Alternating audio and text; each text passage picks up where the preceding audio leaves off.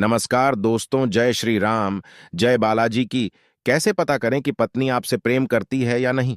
दोस्तों, अक्सर देखने में आता है कि ज्यादातर सांसारिक रिश्तों में दिखावटी प्रेम ज्यादा होता है।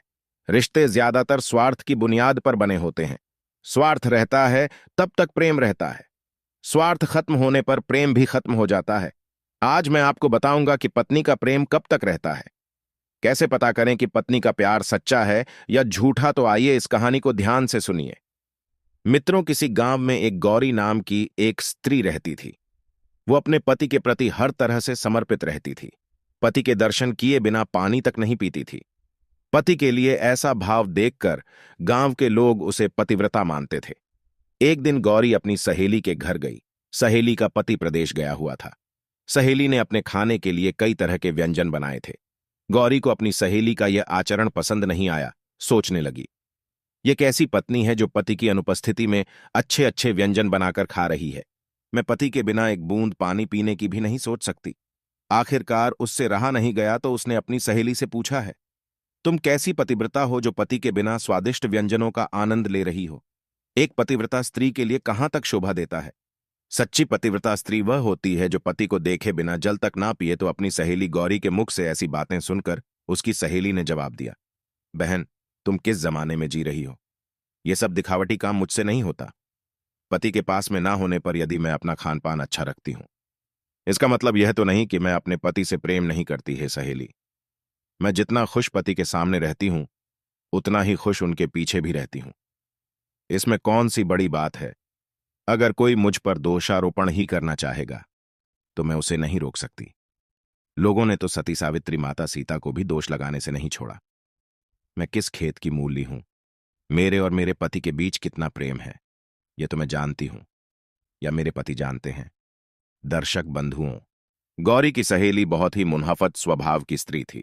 उसे जो कहना होता था वह कह देती थी, पर उसके मन में बिल्कुल भी महल नहीं था। अपनी सहेली का ऐसा जवाब सुनकर गौरी जल भून कर रह गई।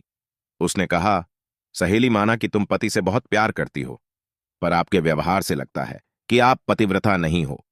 पतिव्रता स्त्रियों के बड़े नियम होते हैं। पति की इच्छा के विपरीत कोई काम ना करें। पति के ना होने पर ज्यादा श्रृंगार ना करें। अत्यधिक स्वादिष्ट चीजों का सेवन ना करें। पति को छोड़कर पानी पीना भी निषेध है। गौरी की सहेली ने कहा, बहन, तुमने जहां भी यह नियम पढ़े हैं वे तुम्हें ही मुबारक हो।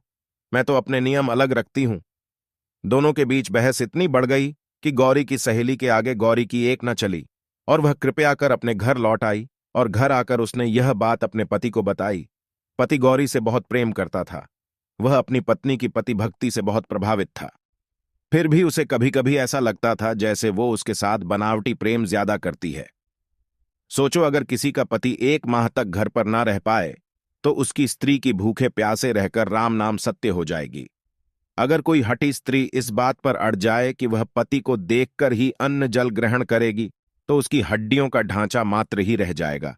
गौरी के पति ने अपनी स्त्री की परीक्षा लेने का निश्चय किया। सोचा कि मैं इस बात को देखना चाहता हूं कि उसकी स्त्री का प्रेम सच्चा है या झूठा।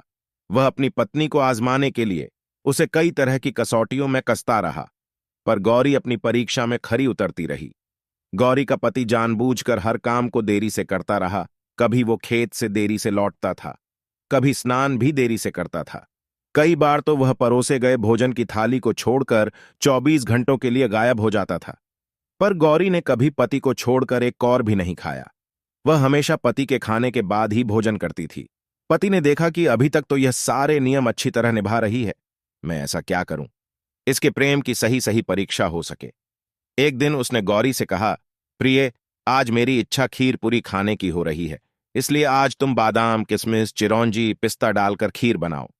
पति के कहते ही गौरी ने खीर पूरी तैयार की। दर्शक बंधुओं, खीर पूरी गौरी को भी बहुत पसंद थी। गौरी ने बड़े मन से खीर पूरी बनाई थी। उसमें देसी घी, केसर, इलायची और मैदा डालकर खीर पूरी तैयार की थी। खीर पूरी की सुगंध से गौरी के मुंह में भी पानी आ गया था। उसका मन भी खीर पूरी खाने को करने लगा। उसने अपने पति से झटपट स्टार्ट करने को कहा, लेकिन पति को उस दिन उसके धैर्य की परीक्षा लेनी थी। वह जानबूझकर स्नान करने में ढील डालता रहा। पत्नी ने जब बार बार उससे कहा तो वह बाल्टी लौटा लेकर कुएं पर पहुंच गया। काफी देर तक वो नहाता रहा। इधर खीर पूड़ी की सुगंध उसे बार बार खीर पूड़ी खाने के लिए व्याकुल कर रही थी। भूख से उसके पेट में चूहे लौट रहे थे। वह अपने पति के लौटने की प्रतीक्षा कर रही थी। उधर गौरी का पति जब स्नान करके लौटा और द्वार के बाहर उसके आने की आहट सुनाई दी तो उसे कुछ शांति मिली कि चलो, अब पति के भोजन करने के बाद उसे खीर पूरी खाने को मिल ही जाएगी।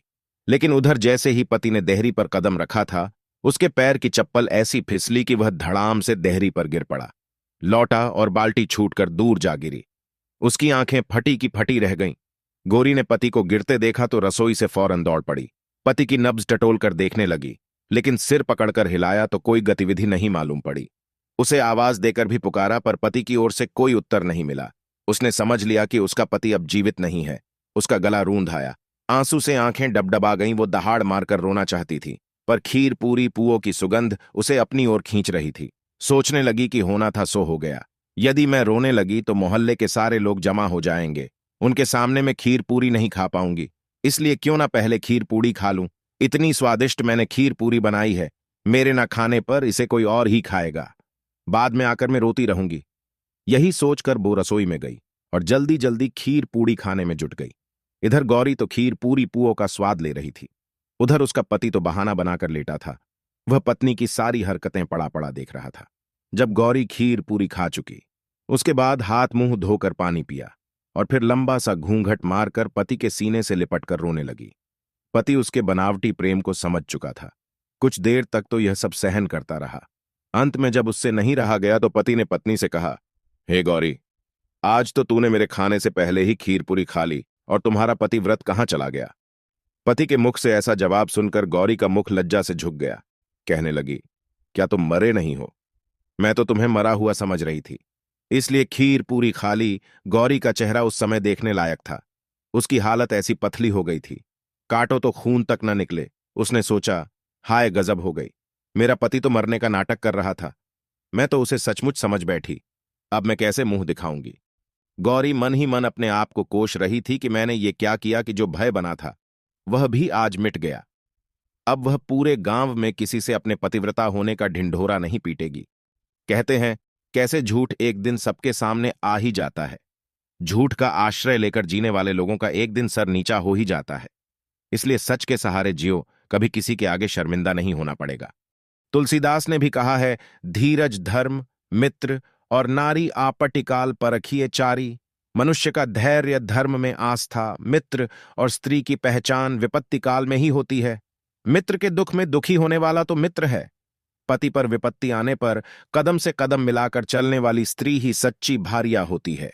आपके दुख में जो साथ न छोड़े, आपकी सेवा में तत्पर रहे, आपका हौसला बढ़ाए, वहीं स्त्री पति से प्रेम करने वाली होती है जो स्त्री पति से कपट करें। स्वादिष्ट पकवानों को पति से पहले खाए पति के दुखी होने पर, दुख का कोई एहसास ना हो और स्वयं का सिंगार बनाए घूमती हो, यार दोस्तों से मिलने में व्यस्त रहती हो। पति इस कमरे में हो तो अपन दूसरे कमरे में पड़ी हो, तो समझ लेना कि वो पति से सच्चा प्रेम नहीं करती। पति पत्नी का संबंध भी इसी विश्वास पर होता है कि एक दूसरे से दुख में सुख में कभी अलग ना हो, एक दूसरे के प्रबंधन से समर्पित, एक दूसरे से अलग होकर कोई काम ना करें। दोस्तों, मैं उम्मीद करता हूं यह वीडियो जरूर पसंद आया होगा, तो चलिए अपनी राय कमेंट में दीजिए। मिलते हैं आपसे अगली कहानी में एक और वीडियो में। आप सभी का बहुत बहुत धन्यवाद। जय श्री कृष्णा।